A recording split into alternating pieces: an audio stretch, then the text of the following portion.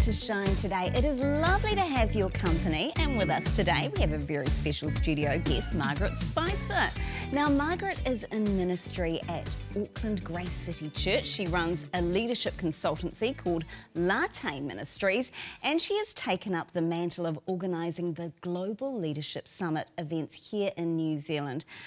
Welcome, Margaret. It's lovely to have you on the couch. Thank you so much. Well, we thought to begin with, it would only be appropriate, given the name of your ministry, to give you a latte to kick things off. Wonderful. What a great start. Yeah. Now, many of our audience will have watched the conference, the Global Leadership Summit on Shine TV. But for those who haven't, could you first tell us about how you got involved in this, alongside, goodness gracious, your work at Grace City and, of course, Latte Ministries? Well, leadership is really central to all of those things. Yes. And so for me, I wanted to grow my leadership to lead more effectively in the local church, and I was a school teacher too. And so there was all of these things that I wanted to be a better leader. And when I connected in with a Global Leadership Summit, I realised that there was people all over the world who had great leadership insights, and they had transferable principles. So by being able to sit in this context of the Global Leadership Summit, I was able to learn from a whole lot of different leaders, but it all was able to transfer into my leadership wherever I was. And the byline was lead where you are. And so that's how I got connected, and it's been part of my leadership journey now over many, many years. So I see great value in that. Look, leadership is clearly a key part of all the various roles that you play. How did you discern that this was actually the path for your life? I mean, it's, you know, not something that everyone does. No, it actually was quite a defining moment for me. Is really, I felt that, just God whispered to me, you are a leader, and I've appointed you to lead. I always had an opinion about how things should be shaped and what should be happening, and if I sat with a group of people, I always wanted to sort of almost like take control and go, well, let's get this done, and include people as we did it. But I didn't see myself as a leader, because I had this picture of what a leader should be. But I've actually learnt that, yes, God gave me leadership gifts, and so I've still got to work at it, but I can use my leadership to have influence on others and bring others on the journey with whatever we're creating. I mean, I'm just wondering about the milestones in your leadership path. Do you have any significant ones that you could tell us about, or even just the stuff of life that shaped you into being a pastor? Well, actually, it's interesting, because it's when people come alongside you that you admire, and they actually see something in you that you don't see. Okay. And that has shaped the lens of my leadership, because I want to see and call out the things that others have in their lives, and I want to actually help them lead, because that was my story. Someone saw something in me, and yes, this mentor friend of mine, Sue Miller is her name, and she was working in children's ministry, and that was an area I was very interested in. And she brought me under her wing and opened her network of people to me, but coached me and encouraged me. She never told me what to do, but she helped me discern what those next steps might be, and that's really shaped my leadership lens.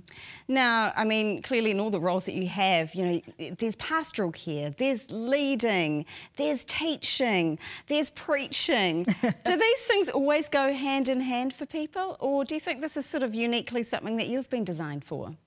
Well, I think we're all designed so uniquely, and it's looking inward to see what passions we have, just what really inspires us, and to lean into that space. But I think it's important to realise it's not what you do that matters as much as who you are. And that's a place, I think, for leaders within the church and in the business community as well, to answer for themselves, who am I becoming as I'm leading? And to go from that internal space, not just the external. So leading isn't just ticking boxes, it's about being amongst people and to grow yourself, because the best leader is a learner, and I'm still learning. See, I mean, that's brilliant stuff to know. Since you began in ministry, what sort of changes have you seen around church leadership, you know, broadly speaking? Well, I think because we're so busy these days as people, and it seems to be, you know, how are you doing today? I'm busy. And actually I'm trying not to use that phrase because I don't think it's helpful. But I think time is sucking out of us some of the important things in life. And so when I look at local churches, and particularly post-COVID, we're seeing just a different lens. And I think for me, it's important to lead through this, to reflect to people what we see. Like, you know, you might think you're regular at church attending once a month. That actually doesn't necessarily help, particularly our next generation. And so we need to be able to, I think, adapt to what's happening in the world and to be able to bring the good news of Jesus wherever we are, and using tools and technology. I've been leading in the hybrid space, particularly in this year, and there's been incredible challenges thinking through some of that. But I think looking at the local church of really not asking people to come to us and to think like us, but how do we go where people are? That's what Jesus did, and that's what I want to encourage leaders to do as well.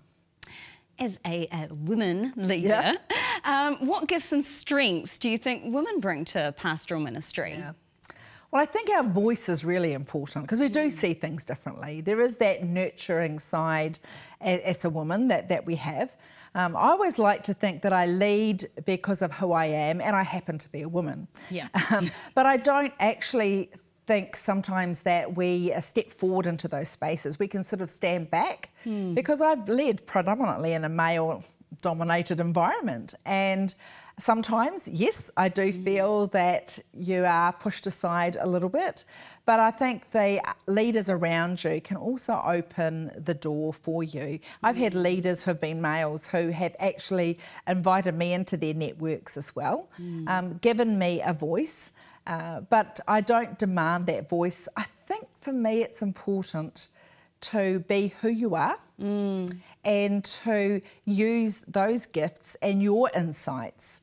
And it is good to see women around the table too, because the number of women that we have in churches is significant. And when I've preached, I often get people saying, I love to hear a woman speak. We just tend to see things a little bit differently. Would you say that there's like a glass ceiling or a gender bias out there? And if so, what goalpost would you like to see reached if you are seeing that? Yeah. Well, I'd like to say there isn't, but I think there is. I think there is. And some of it's not intentional, but seem to be accidental in some ways. But I think what I'd love to see is some intentionality about encouraging young women to step in and lead. Very innovative thinkers in that space. And I just think providing opportunities, because people, and I think it's women may be a bit more in this category than guys. The fact is that we don't always see ourselves as leaders. And so I think if we can be intentional, particularly in our senior years of leading, to bring others through, don't just give them a space and say, there you go, have you know, enjoy it. But to say, we'll walk alongside you, bring wisdom into that space. But I think it's important that we're intentional about who do we have around the table? Are we representative of the people we're trying to reach? I mean, listening to you speak, you clearly have such a passion for leadership. And I wonder, you know, by encouraging others, is that how Latte Ministries was born? Well, yes, I had people come to me and say, can you help me? I'm stuck here, I'm thinking about something. And I like to think of it, again, leadership over coffee, because things happen in a conversation that are really strategic. You can sit in a conference, and I'm all for conferences, and read books, but sometimes you need to just have that conversation. And so Latte Ministries began around conversations, around what is it that we can do, looking at the situation that exists right now, how do I move this forward, how do I encourage volunteers to step into these spaces. And so for me it was a natural response to just people that have asked for help along the way. And I believe even now in this season, I'm getting the sense that there's more and more of that I can lean into, bringing some of the wisdom of the years, again, not telling someone what to do, but helping them to think through some of the choices they can make. Look, I'm going to say conversation and coffee. That is brilliant stuff. I love it. I might just come for a coffee sometime. Absolutely. Look, it's very clear too that you've got a beautiful heart for youth, their families within the church. Why is that area so important to you? I think the next generation are not the church of tomorrow, that they are right now, but there's so many pressures that our young people are facing, a world that we didn't face. Our generations are moving closer and closer together, and it's not just about age demographic, it's around things happening in society and in family life. And this is where I think the fabric of society is being challenged, and some of the stuff that our kids are wrestling with are really significant issues. And so we need to be, as a church, strengthening the home more and more so that parents can win in that environment and build faith in a future for our next generation. You've said it's more important what we do with our church families and our youth than what we do for them. I wonder, what do you mean by that? Great. Well, a lot of times we as churches, we put on programs. We think if we do all of this for our families and for our youth, that will actually make a difference. But we've actually learned through a lot of research and more intentional steps that if we actually are doing things with people together, we're modelling, we're walking the journey, then it actually takes people on the journey with us. And particularly in the church, if we're going to do things for kids all the time, then it means that parents can step away and go, well, the church is going to fix that. That's not how we're wired, that's not how it works. So when we do things with each other, then we're actually in a partnership. And I think if we use that lens of partnering with parents rather than telling them what to do or just providing a service for them, it's actually more transformational because it's more about the heart than just the head. I'm wondering, since COVID, have you seen some common challenges that churches are facing? And if so, what are some of these? Well, there's a couple of key ones that we've noticed is that families have decided that they really did value some of that time at home. Now that COVID, it was forced upon us, but there's a re-evaluating of how we use our time. So I think from a church perspective, we've got to be very intentional about how we utilise time and what happens in that space. The other thing is around volunteerism. And people don't want to be necessarily on every single week. So it's that flexibility. And I think that's not necessarily a bad thing. We want to encourage people to be investing because that's important. But church just doesn't have to happen in the 9 o'clock, 11 o'clock or whenever the church is, advertises on. It actually is more all the time. So we're a church wherever we are. So how do we turn up where people are rather than just say, come to our time slot? How do we flip that round? That's a pretty big gear change for us to get our heads and hearts around. But I believe God's doing something in this space that we haven't seen before or haven't pressed into. It's exciting, but it's also scary because there's no rule book. It's a bit of a jigsaw puzzle, really, isn't it? It is. And how do you help pastors and churches with that? Because I can imagine it'd be terribly confusing. Well, it is. I love the analogy of the jigsaw puzzle because you have a picture, a preferred future of what you want things to look like, but the pieces are all scattered. Yeah. And you can't just put a jigsaw puzzle together just quickly. No. It takes time. Actually, that's one thing I did during lockdown. Me too. It was fun. But around taking those pieces and working it out, looking and seeing what's on the piece and how they connect. And I think helping churches understand how ministries align, they need to connect together. But we've got ourselves into probably about a rhythm of this is what we provide rather than this is the journey we're taking people on. And so I think what I like to do anyway is to help pastors turn those pieces over, help ministries align, conversations, particularly around next gen and senior pastors. How do we all get together to actually achieve that picture that we're looking forward to? sometimes the pictures are actually that leaders have in their head are different than their church leader. And so you're building something, but then you realise, oh no, they're not connected. And I think that our power play will be to connect our picture, to keep it simple, but also to say, well, what is Jesus calling us to do? And how might that look from our setting, wherever it is, whether a city church, rural church, or whatever. I mean, it's clear that it's more than just problem solving to you. Yes. So how would you suggest going about equipping potential leaders? Yes. Well, I think it's a really good question, and I wish there was a one simple answer. So do we all, right? Yeah. But I think part of it is that journeying with, walking the road with, seeing potential in others.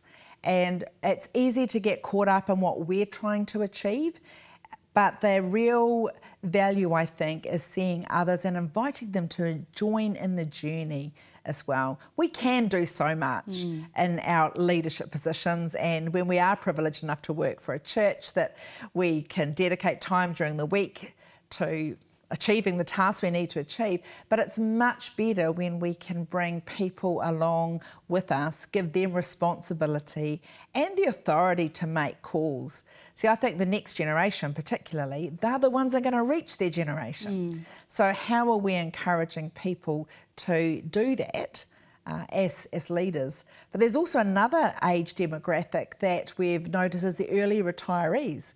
There is so much life and energy in that space that we need to be casting vision for what could be and then resourcing people because they've got a wealth of experience in there too. So let's talk about the Global Leadership Network. I mean, this is exciting. What part does the Global Leadership Network play in terms of developing leaders here locally? Well, yes, because I think it's being able to sit down together around a common theme and hear some great speakers and to be able to then say, what are these transferable principles? And what I've loved about the Global Leadership Network is you can get young emerging leaders sitting next to experienced leaders, hearing something new and going, how does this actually play out in the setting where we are, whether it's a church or a business or a school. We have the Global Leadership Next Gen, so it's really talks put aside or formulated in a way that really connect with young people. So I think it's so important to be able to say this is happening for us again. Every year it's like a stake in the ground, and here we gather around leadership principles that are current and working, and we say, where do we fit into this and what can we learn from these leaders? Of course, the key event is the Global Leadership Summit. I'm wondering if you could tell us about the upcoming one and who some of the notable guests are going to be. Great. Well, we've got a special selection of leaders from the Global Summit, and we've also got some local input this time. So we've got Craig Rochelle from the Global Leadership Network himself. He leads that as a church pastor, amazing leader. We've got John Acuff, a best-selling author and leadership guide himself and comedian as well. Nice. Which is so good. Makes you laugh and learn at the same time. Bob Iger from Walt Disney. Oh, cool. So there's some great experience that we can gather from these people. Melinda Dwight is from Alpha, and she's again a local. Carl Fays from Australia, but we're well known in New Zealand. And we've got other people as well, both men and women, leading. Some names people will recognise, others they won't. But the thing that I've always found is you can learn so much. And I actually get exposed to leaders that I wouldn't normally get exposed to through the Global Leadership Summit. So yeah, now there's an Auckland in-person event. Is that right? How does it sort of tie in with the Global Leadership Summit? Right, well, we have actually different ways you can connect in. Part of it is just some of our learnings that people want to do things for themselves. So the GLS Local is one that I'm really excited about because groups of 10 or more can host their own, and they can choose their own time to do that and just their own context, whether they do it over a one day or several days. It's up to them to choose. There's the online, which is a one-day event, and we do have Inperson. So it's really just trying to work out what suits people. You'll see the same content, it'll be just delivered in a time and a way that's suitable to the individual. So you have choices. So for those watching, who would you say would really benefit from attending either in person or online to this?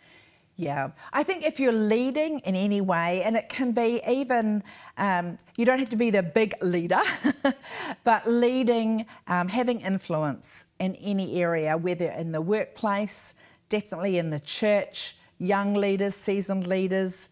I just think it's a great place to come around the table, maybe grab a coffee, and to learn together, and then to share what you actually see from that, because we all see things differently. And that's one of the unique differences with the summit, is that discussion process time. And that happens whether you are in a GLS local or in person or online. So how can people find out about this year's event, 2022? Yes, well, it's coming up very close now. So we can go to our website. There is plenty of options there. You can register, and yes, or you can contact me. I'll be very happy to let you know how you can be involved. It's something that I think it's worth the investment, and it's easily accessible.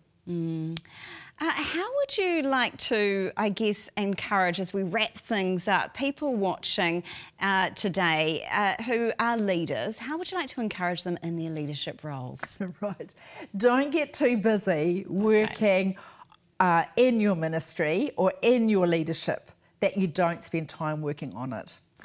You know, sometimes we starve ourselves of the input that we desperately need, and it feels hard to carve out that time. But once you do, oh my goodness, you actually get a whole lot of benefit from it. So I would encourage you, back yourself, lead, and to learn, and to do that in the context with others if you can. Honestly, Margaret, it has been so fun catching up with you, finding out about leadership. We very much appreciate you spending some time with us. And if people want to find out more, of course, latte.org.nz. Sit down and have a coffee and a chat about leadership. Sounds great. And of course, globalleadership.org.au. Thanks again. Thank you.